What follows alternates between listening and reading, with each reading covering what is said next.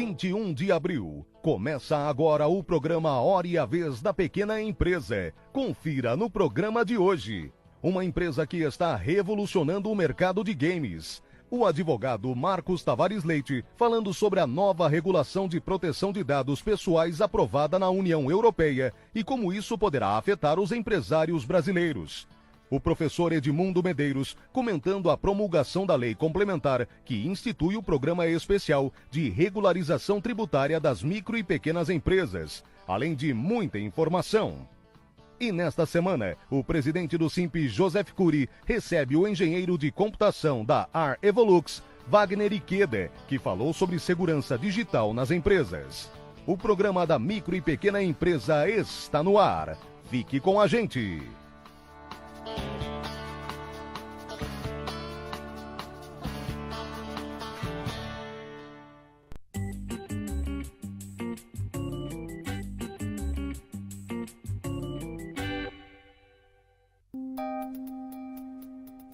Entrevista da semana.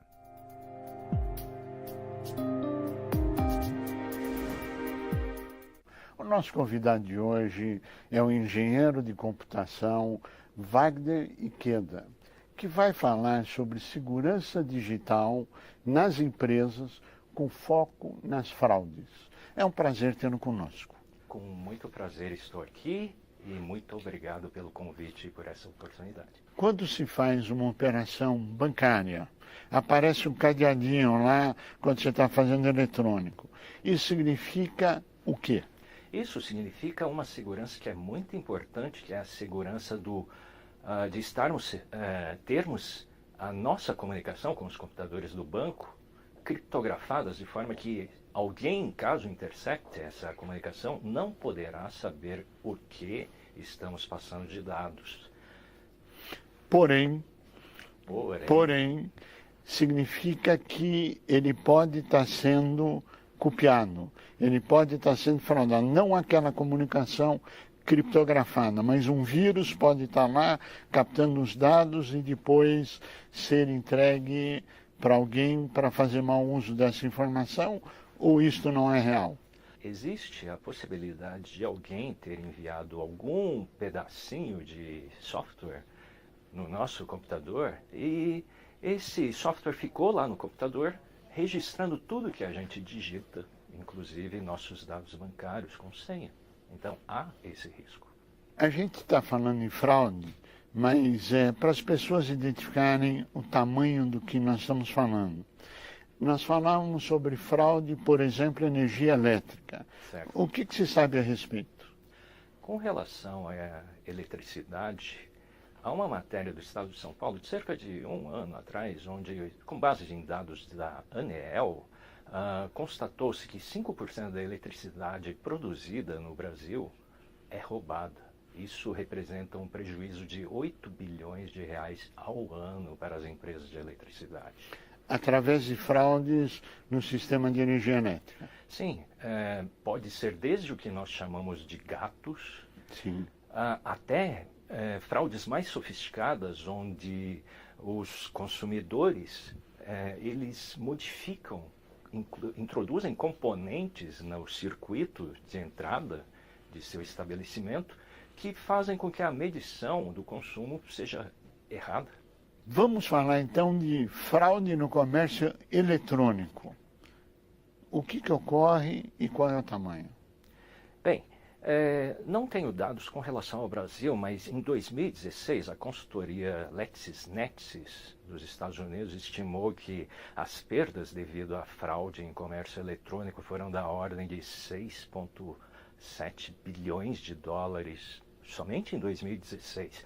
Se nós pensarmos que, em termos proporcionais, face o tamanho de nossa economia, nós estamos falando aqui de algo entre 500 milhões de dólares a 1 bilhão de dólares ao ano.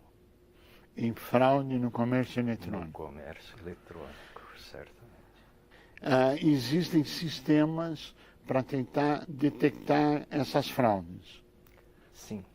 O que acontece é que as empresas que estão envolvidas, sejam as empresas de comércio eletrônico, sejam os bancos que intermediam os pagamentos, eles têm um volume muito grande de dados sobre transações que já ocorreram.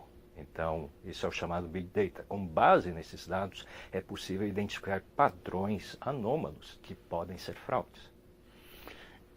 Essas operações anômalas, existem empresas especializadas que auxiliam o sistema financeiro e outras organizações para detectar fraudes não só no comércio, mas em e-mails e assim por diante. Inclusive a sua empresa é uma delas. Certamente.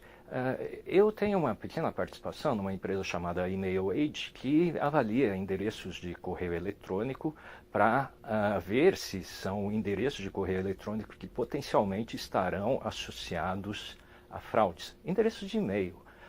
E tenho atuado junto a uma empresa chamada CAS Tecnologia, que faz sistemas antifraude para identificar fraudes no fornecimento de eletricidade.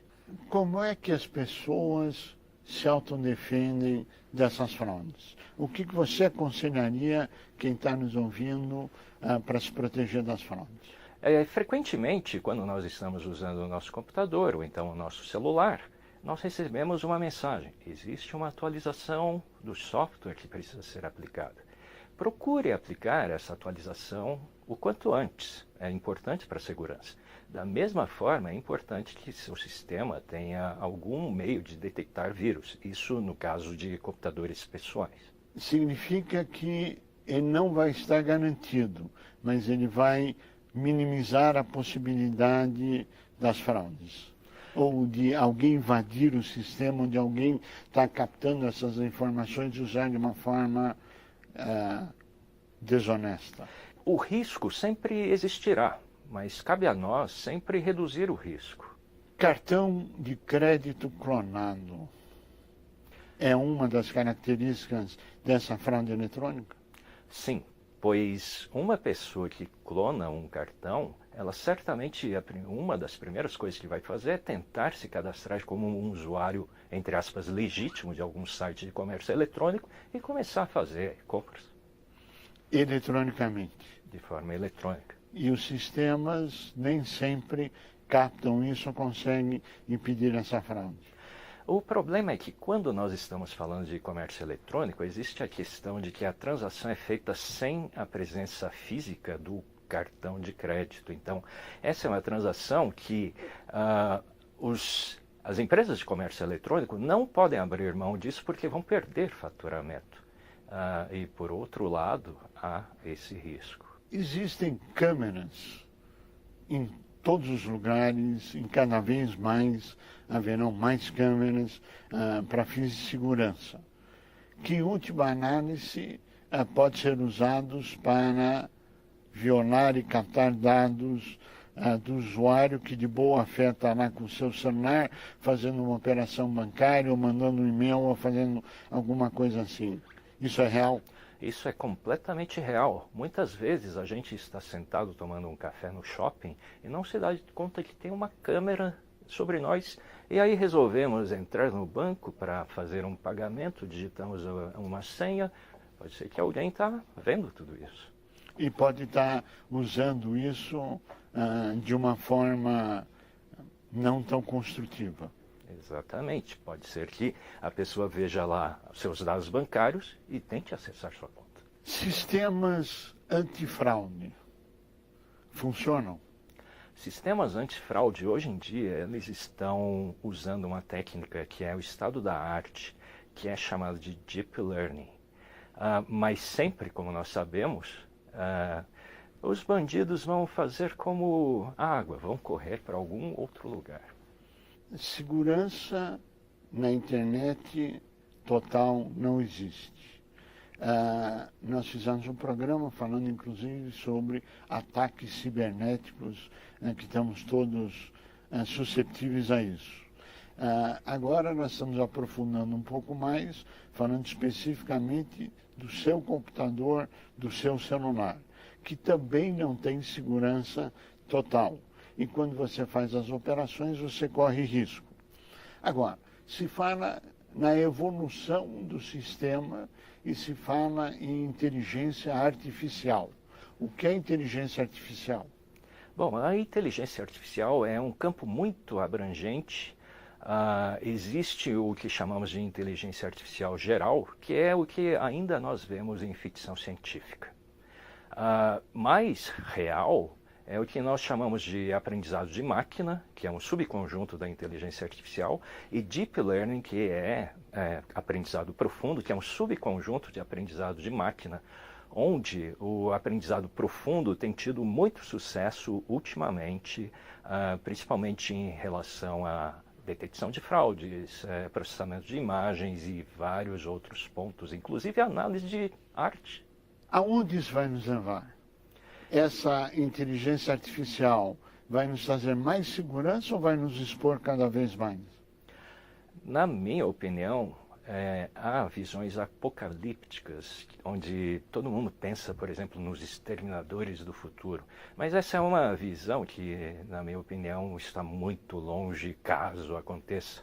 E vamos ser construtivos. A inteligência artificial, na minha opinião, vai ser uma ferramenta para tornar nós, pessoas, mais poderosas no que a gente faz. Nós vamos poder, por exemplo, analisar DNA de forma a saber como isso se traduz em proteínas e trazer benefícios para a saúde de todos. Por exemplo, que outras áreas podem trazer grandes benefícios? Por exemplo, na ciência de materiais. Existe o que chamamos de nanotecnologia, onde a ideia é construir máquinas a partir de átomos, ou moléculas, sendo mais realistas. Então isso pode criar, um dia, máquinas que serão injetadas em nosso corpo para corrigir problemas de saúde. Na área de saúde, podemos ter grandes avanços na área da saúde. Agora, a inteligência artificial, na verdade, são programas que são colocados dentro do seu computador e você vai aprofundando cada vez mais esses programas e o computador vai aprendendo cada vez mais e ele traz respostas. Justamente, tanto que falamos em aprendizado de máquina, porque é uma mudança no cenário da computação que temos a figura do programador que cria o programa com regras para avaliar dados. No caso de aprendizado de máquina, o programador cria um programa que aprende com dados e o programa de computador cria as regras para avaliar os dados. E aí o resultado final disso muitas vezes é melhor do que a própria avaliação do ser humano. Muitas vezes, sim. Por exemplo, há um problema que é a identificação de objetos em uma imagem. Os computadores hoje chegam a 99% de precisão. Uma pessoa chega a 95%. Ou seja, melhor do que o ser humano, por mais especializado que ele seja. Exatamente. Esta tendência mundial do aprendizado de máquinas, da inteligência artificial, é um processo irreversível na sua avaliação. Irreversível e a cada vez mais acelerado, na minha opinião. E mais usado nas empresas. Nas empresas e por todos nós. Pessoas e empresas. Sim. E isto pode ser usado tanto para o bem como para o mal. Perfeito. Como é que se impede que ele seja usado para o mal? Os sistemas antifraude conseguem detectar ou trabalhar contra esta evolução? Existe um ponto muito interessante hoje em inteligência artificial, que são os sistemas que eles são adversários. Então, pesquisadores criam um sistema para detectar fraudes e, ao mesmo tempo, eles criam um sistema para burlar o outro sistema. E estas duas inteligências artificiais, elas competem para melhorar o sistema bom. Wagner Ikeda, nós chegamos ao final do nosso tempo. Eu pediria as suas considerações finais. Eu digo que estamos face a um momento muito radical na nossa existência como espécie, mas eu digo que os desafios são grandes, mas eu sou otimista, muito otimista. Isso. Wagner Ikeda, nós agradecemos muito a sua participação, aos seus esclarecimentos, e que todos possam usar na segurança para evitar fraudes, clonagens e assim por diante. A você que esteve conosco, o nosso mais profundo agradecimento, com a certeza que estaremos juntos na semana que vem. Até lá!